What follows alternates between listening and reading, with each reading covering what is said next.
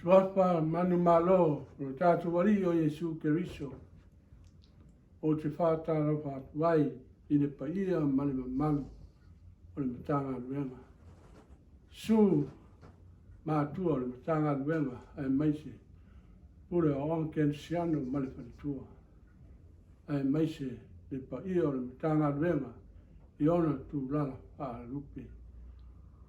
Ai maise o alu whanau tātu matanga ruenga. Whafo i le viinga ma le whaftai i le atua.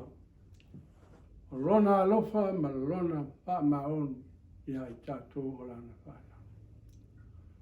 A wā tātou tū ma tepa i tua i le mamao le ala sa tātou malanga mai ai. Tali tonu sa fiso wa ina o tātou malanga. I le maliu ma le oti taimi uma. Ai pita i ani. O le alofa tule noa o tātou wali o Yesu Keriso. Lea o tai mai ai le soifua mo le tātou ora. Lea o tātou tu vai ai. I le pōwha ai u po le aso muli muli o le nei tau sanga. I lona alofa ma lona anga le nei.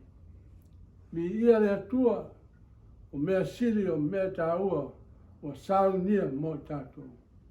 Le au ai o tātou wha. O i le viinga ia te ia. O wā o ia e au le viinga e au wha manu ia. Le au o tātou iai e nei tū rā le pō wha i o le tātou whainga mera. A se upu e fia wha o ngaina au ale tātou māwhitanga le nei pō wha i o le tātou whainga mera. Le a maua mai le tusi sa whaelonga ina e tusa mene nei aso. Tala leia Yesu Keriso le tusia e Ioani. Rona mtau po sifunu man wha ale whaiupu muli muli an mtau. Le whaiupu e tolu sifunu man tasi. Ono iai leina muli muli. Ono wha pēa le whaitau ina. Tu ia i lunga.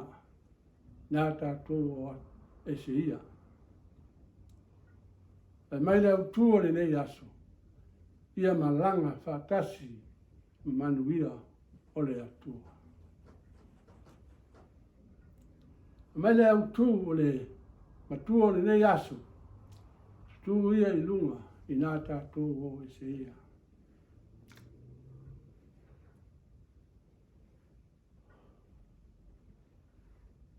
E tele i tu tāua.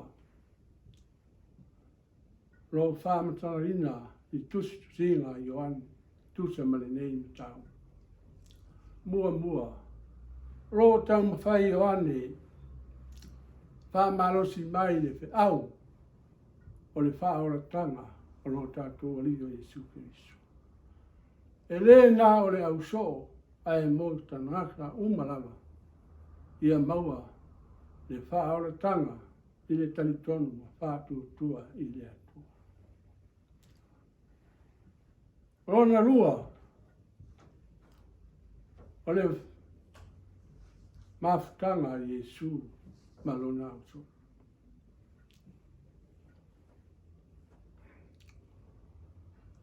Wheo hai whātasi Yesu malona auso. Talatana noa whātasi, ma ai whātasi. A le mea o tupu, e le talitonu, ma malama le au so ia Yesu malana whaorata. Le ana tu whesiri ai le au so ia Yesu. Whesiri mua le so. Le ri e mātou te lei loa le mea e te maliu atu iai. Mātou te lei mawhaia pōi ona i loa le ana. E mai le tali a Yesu. Wa nei le ala male o monu male ora. E le ala atu lava se tasi le tama. E a le ui mai i a te a. Tasi tonu pa ia le atua le tama le alu male angana pa ia. So e fisiri foi leisi so. Le ali ie ia e whae no mai le tama i a te mato. ona ngata ai lea o mātuna. O le fasiri o le tangata le tali tonu ma le malama lama ia Yesu malana wha o ta. Tali Yesu, ua loa lava ona o iai ia te o tō. Ai te le i loa ea. Le ua vai mai ia te au. Ua vai o ia i le toma. E te le tali tonu ea. Wa o i tonu o le toma. O le tama foi o i tonu ia te au. Tasi tonu pa ia, le tama le alo ma le anganga pa ia. Tanga luenga. Pape nā le tātou malanga mai i le nei tausanga. Tā tele ni tātou whaangalo le lopa le tua. Ungo la tātou loto i le lalolangi maona tuina nā.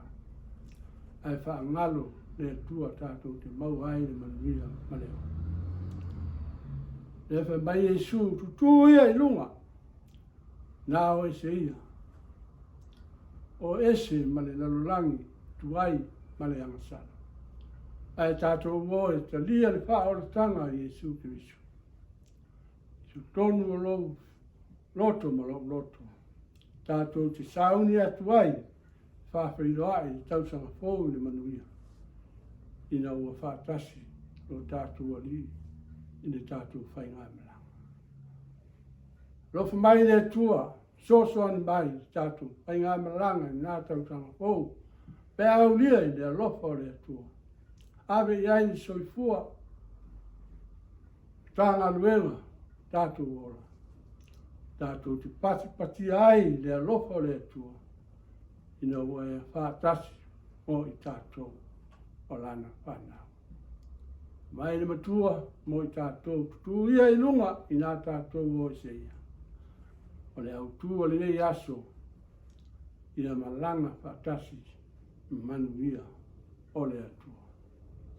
Ia manuia le whai ngā malanga ni tāngā luenga. Suafa Yesu. Amen.